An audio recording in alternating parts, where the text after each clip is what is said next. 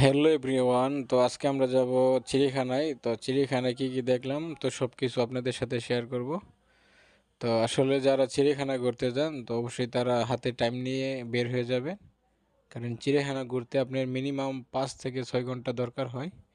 তো চলুন আজকে আপনাদের সাথে শেয়ার করব যে চিড়িয়াখানায় কি কি দেখলাম এবং আপনাদের সাথে আজকে শেয়ার করব। তো আজকে আমরা সকাল সকাল কিন্তু এই যে গাড়ি নিয়ে রওনা হলাম চিড়িয়াখানার উদ্দেশ্যে। তো এখন আমরা রাস্তায় আছি, আর ঢাকা রাস্তায় আসলেও আগের থেকে অনেক পরিবর্তন, অনেক সুন্দর, কোনো যানজট নেই। আর পাশের দৃশ্যগুলো আসলে অনেক সুন্দর। তো অলরেডি আমরা টিকিট কেটে চিড়িয়াখানায় প্রবেশ করলাম, আর প্রবেশ করতেই দেখেন কত সুন্দর ভিউ, সাথে কাঁঠাল গাছ। এই যে আশেপাশে সবগুলা কাঁঠাল গাছ। তো আমার বড় ভাই কিন্তু সামনে আছে এইসব সাপ। আর এই যে দেখতেছেন কত সুন্দর ভিউ।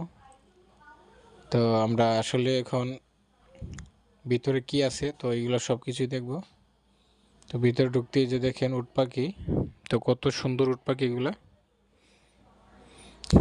তো এখানে উট পাখি আছে, আর ওই যে সাইডে কিন্তু আছে 3-4টা।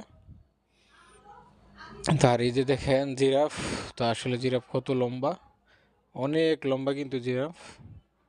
তো জিরাফ দেখার জন্য এক্সট্রা আপনার মই সিস্টেম করা আছে। এই যে দেখেন জিরাফ হাঁটতেছে। তো বাংলাদেশের চিড়িয়াখানায় আসলে অনেক ধরনের প্রাণী আছে। আর এই যে দেখেন পাখি, তো পাখির ঠ্যাং আসলে লাল আর বডিটা অর্ধেক সাদা। আর ওই পাশেও একটা পাখি আছে সেম কোয়ালিটি। তো এই পাখিগুলো আসলে কি নাম আসলে জানি না।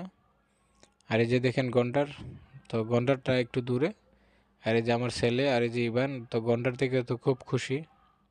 তো এই যে গন্ডার দেখা যাচ্ছে অনেক দূরে, তো আসলে এগুলো কাছে আসে না। আর এই যে দেখেন ভাল্লুক, তো ভাল্লুকের অবস্থা দেখেন। তো এটা কিন্তু মানুষদের বিনোদন দিচ্ছে, অনেক সুন্দর একটা ভাল্লুক। তো অলরেডি আমরা চিড়িয়াখানায় তো পাই অনেক কিছুই দেখেছি। তো যারা ঘুরতে চান তো সকাল করে চলে আসবেন। আর এই যে বাঘ, তো চিড়িয়াখানার মূল প্রধান উদ্দেশ্য কিন্তু বাঘ। তো দেখেন বাঘের অবস্থা অনেক তাজা। তো বাচ্চা কাচ্চা নিয়ে আমরা আসলে আজকে চলে আসলাম এই যে চিড়িয়াখানায়।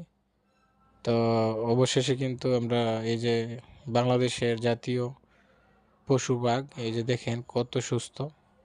আর এই যে আমার আব্বু কিন্তু এখানে বসে হরিণ দেখতেছে, যে বলতেছে বাবা ওই যে হরিণ। তো বাবার বললাম চলো আরও কাছের থেকে আমরা হরিণ দেখি।